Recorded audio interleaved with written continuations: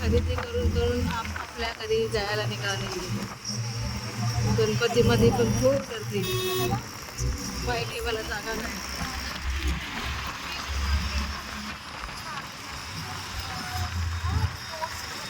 आमची पुन्हा थंडीच्या पण बाहेर घर आहे हो. वातावरण पण एकदम थंडगार आहे.